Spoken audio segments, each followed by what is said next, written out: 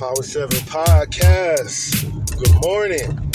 It's your boy, the almighty Nicodemus, back again for another morning of the Power 7 Podcast. Here again on another blessed morning. Blessed to be alive. Blessed to be moving and grooving and doing things to make life move forward. And like I always said, if you got two arms, one head, and two legs, you are truly blessed.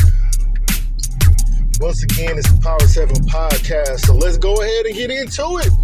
We've been doing this commentary for I guess it's been a month now, right? Kendrick Lamar finally responds to the dude out of Canada, Young Drizzy, Young Drake.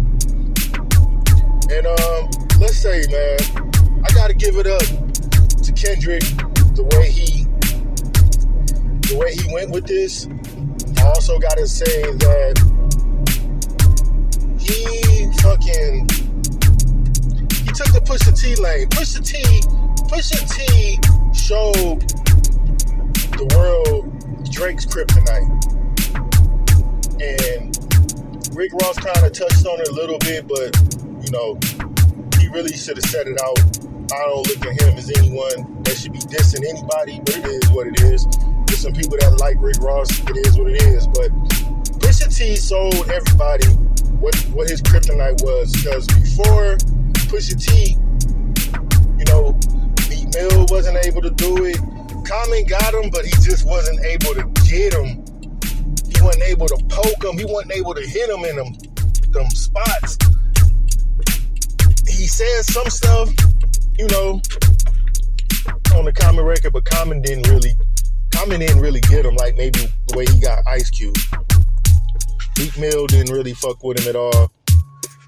But Pusha T opened that can of worms and showed the kryptonite, and Kendrick just motherfucking pogo sticked all over that shit. Now, the track starts off dope. Starts off with the Teddy P sample. And I'm thinking like, this is different, but I'm listening to what he's saying. I'm like, okay, maybe we finna get some smooth shit. Maybe we gonna get something, and then them horns drop. And when them horns drop, I'm like, okay, he about to go in. Okay, that was a nice little intro. Now he about to really go in. And the shit drops, and I'm like, nah, nigga. No, that shit ain't that fucking hard. You ain't going in like, you're not going in at first. And because the beat ain't really, it ain't a dope beat. You know, it's a beat made for exactly what's going on. But it's not a dope beat. And so, but it's hard. It's angry, it's menacing. You know, the beat is all that. So when the beat drops and he starts off what he starts with, it starts off kind of slow for me. I can't speak on other people. I can't speak on the Kendrick fanatics. I can't speak on the guys who know every facet of what every lyric means, or at least they think so. I can't speak for them, but I'm speaking for myself. I couldn't fuck with the beginning after the Teddy P. I couldn't fuck with it for about 16, maybe 18 bars, something like that. And it's not until he gets close to the point where he's like, you know, I see two goats on stage, hugging and kissing. I'm kind of like, at first I'm like, wait a minute, he's still throwing strays at Cole? Oh, shit. But it's not that. He's talking about, I don't know who he's talking about, honestly. Somebody said he's really talking about Beyonce, Jay-Z. I don't know. But that's where he catches my attention. And from there, he annihilates that dude, man. He annihilates him.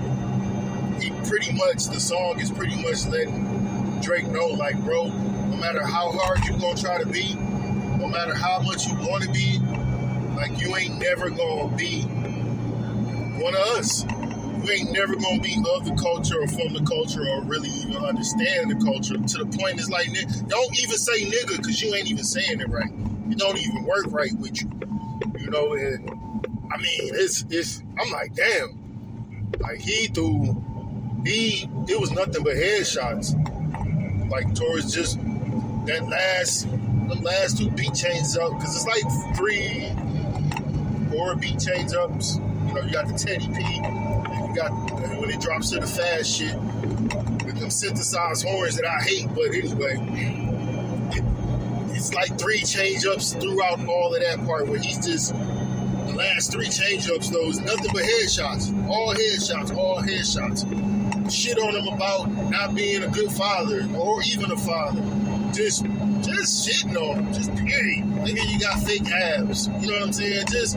He just going in. And it's hard. The beat ain't all of that, but it ain't about the beat. The beat does what it's supposed to do and what it's meant to do. But yeah, man, overall, solid diss. I gotta give it to Kendrick. I don't like that verse, but for me, everything that Drake did after that, other than push-ups or drop and give me 50, other than that, everything else is an L. All the pictures and Compton College and the whole Tupac voice thing, Snoop thing, that bullshit, that's an L. He just shot himself in the foot with that, when he did that anyway. He didn't even do that right. So he took a big L from it. Kendrick sounded like he want all the smoke. You don't give a fuck. I pray this time that Jay Prince don't come from somewhere on some Instagram live or go on somebody's podcast talking about we need to settle this down. You know, when he did it the first time, when Pusha T did his thing, it made Drake look weak as hell. And if he does it again, it's really gonna make him look trash. Like, let him just take his whooping. Let him take his licking. How he responds to this, I don't know. I seen Open Mike Eagle say there's an angle he can touch on. I don't know what it is. Because every time Kendrick's dissing him about his lack of blackness and his lack of American blackness, mind you, he's saying we. He ain't saying I. He ain't saying me. He's saying we. Like, we don't fuck with your shit. We don't fuck with the shit that you do. That ain't what we do. We ain't about that. You fucking faking what you think black is. And I don't know how what does he retaliate that with? You know what I'm saying? Like, how does he get that without losing people by going too far? Because then what are you gonna do? You gonna shit on black Americans? Like, I don't know how that's gonna work. You know what I'm saying?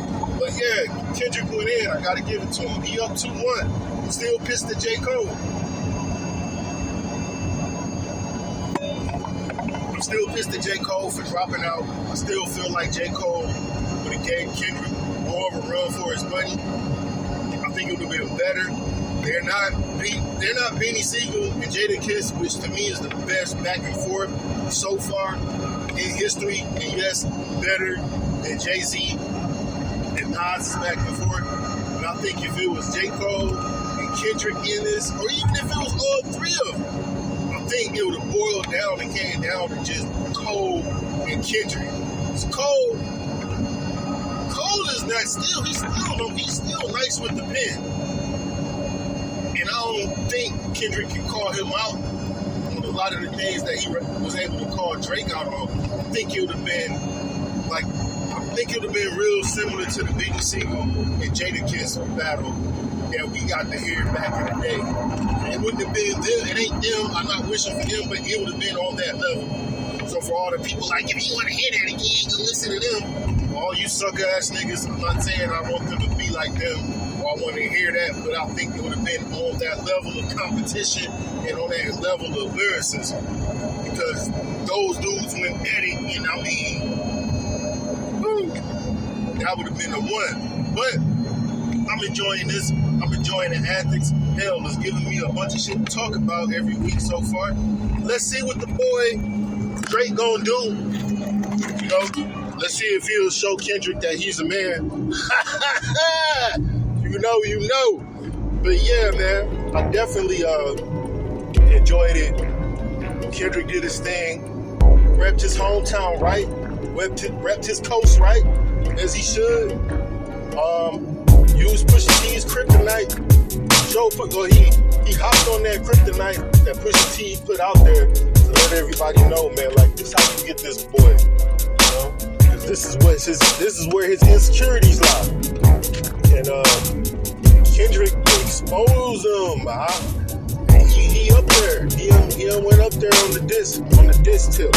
But I'm gonna end it on this note. Be blessed. Be glad that you get out here and make it happen for you and yours, whether you like doing what you do or not. There's a lot of people that can't. Once again, it's the Almighty Nicodemus Power 7 Podcast. Peace.